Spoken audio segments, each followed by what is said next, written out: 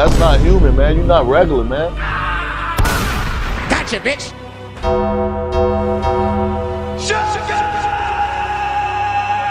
Run, bitch! You can't escape me! I'll chase you to the ends of the earth! Alright, y'all. It is finally time for me to return to the Spider-Menace Society. And today we are talking about one of the founding spiders of Spider-Menace Society, the 90s Spider-Menace. This man was so cold, he even out here had a damn bounty placed on him for $1 million. That is how much of a menace he was to his city. So without further ado, let's get right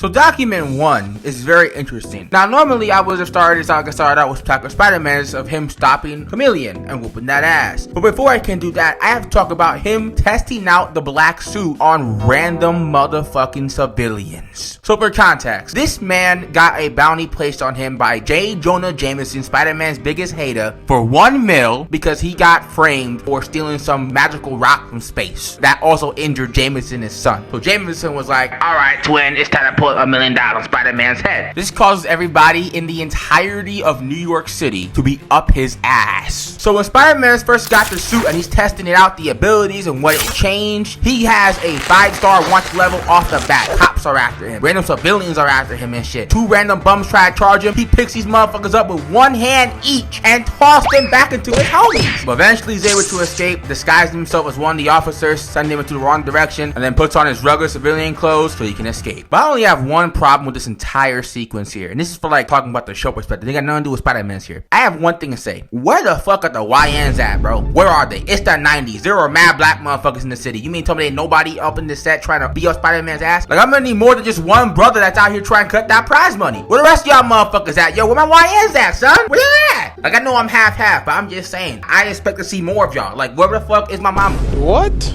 Hell, where are the Latinos? Where they at? Come on, man. I'm just saying. If $1 million on the line, y'all know the YNs and Latinos gonna be all of Spider-Man's ass too. Come on, man. Like, are we sure this New York City? Anyway, let's get to the next document. Document 2. Spider-Man is showing why Rhino should not be in Marvel Rivals. So tracking Rhino down with his tracker, he finds Rhino again trying to steal some shit for Kingpin. So Rhino sees him, and he does his infamous running horn attack to start off the fight, getting another good hit here on Spider-Menace. But this is the only hit this motherfucker will ever get, because Rhino is one of those niggas that will always be spamming his one special move, because after that he spams his running attack again, only for Spider-Man to trip him up, land this motherfucker into a wall. Spider-Man sticks on the wall. Brown tries to throw a punch, but obviously Spider-Man weaves that shit, picks him up by the leg, and starts to Zorro swinging his ass around, son, and throwing him right into another wall. And then what does Rhino do after that? Spam his one signature move, the running horn attack. And I already know I can see a willy nigga face when I see one, because I know Spider-Man was hitting him with one of these before picking this motherfucker up and throwing him into another wall. Then he picks him up, hoists him up like he's fucking Bane about to break his back, then asks him, "Who hired you, little nigga?" And then obviously Rhino's like, "You know what he do to me if I talk." So the Spider-Man's like, "Word, nigga," and tosses him, and he lands horn first on the ground. And then he does one of the most disrespectful things I don't ever seen happen to a villain. He starts spinning this motherfucker around like an office chair. And I'm watching this. I'm like, nah. This is the nigga that motherfuckers want to be in Marvel Rivals over Juggernaut? There were niggas really in my comment section talking about both. Nah, nigga. There should only be one. And that is the Juggernaut. I don't see Juggernaut getting spun around by his fucking chrome dome. Like, I do not understand how Rhino got fans. Outside the comments where he got one-off comics of him actually boxing, this nigga is genuinely a bum in every other media I've ever seen him in. Even in Spectacular Spider-Menace, he ended up getting dropped by a Peter who was sleeping. He wasn't even awake and he's still getting dropped. Like, come on, bruh. And don't get me started on fucking Spider-Man Miles Morales. Y'all all know that shit was fucking plot armor that he was dropping Peter. Meanwhile, the same Peter who dropped him and Scorpion at the same time, that same Peter, why he had fucking 14 broken bones after just dropping Vulture and whoever the fuck else he was fighting, I think. I don't even fucking remember. I think it was Vulture and Electro. That's who he was dropping. that same exact night. Then he dropped Rhino and Scorpion at the same time, only for him to get dropped by Miles just so we can have Miles have this little electric power moment. So he himself in that same game get dropped by a nigga who just got electric powers for the first time in his life. Even in this game, Rhino is still a bum. And motherfuckers want him in Marvel Rivals. Fuck out of here. Juggernaut all day. Anyway, after that, Spider-Man begins to grab a metal fucking door and was about to kill Rhino with it, only to realize the power of Aunt May calming him down. So after that, he lets Rhino go. But without further ado, let's get right into the last Spider-Menace moment that got him the call to join the society. So Spider-Menace agrees to save Jameson's son, and them together go ahead to save Jameson's son from Shocker and some random motherfucker in a wheelchair that I generally just forgot his name, even though I watched this episode and I forgot his name.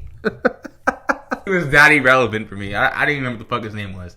This motherfucker agrees to give Jameson his son back. They do, only for Shocker to roll on in for a setup ambush to try to kill Spider-Menace. So the fight begins. We got Spider-Menace dodging all Shocker's basic shock attacks, weaving, grabbing a carpet to block Shocker. Shocker shoots it. At least Spider-Man do a web swing attack, kicking him to an armor knight and a wooden pillar, breaking that shit, and that shit landed right on Shocker. And then Spider-Man jumps, grabs another wooden pillar, was about to hit Shocker with it, only to get distracted by this hater-ass motherfucker, Eddie Brock. And no matter what verse it is, it could be the spectacular verse, it could be the Raimi verse, and it could be the 90s version of him. It don't matter. Eddie Brock will always be a hater, bruh. So he distracts Spider-Man long enough for Shocker to get the upper hand in the fight. And then Shocker sees Eddie Brock. He was about to go ahead and kill him and finish the job from earlier in the episode, only for Spider-Man to get up from the rubble. And seeing this shit, this leads to Shocker to say in his mind, this nigga is crazy. So Shocker immediately starts booking it, trying to escape from Spider-Man. Spider-Man grabs a fucking wooden pillar again, nearly clips his ass, and starts chasing Shocker. And Shocker is right here booking it up top to the bell tower. And this leads to Spider-Man saying the infamous line of, Shocker, you can't escape me. I'll chase you to the ends of the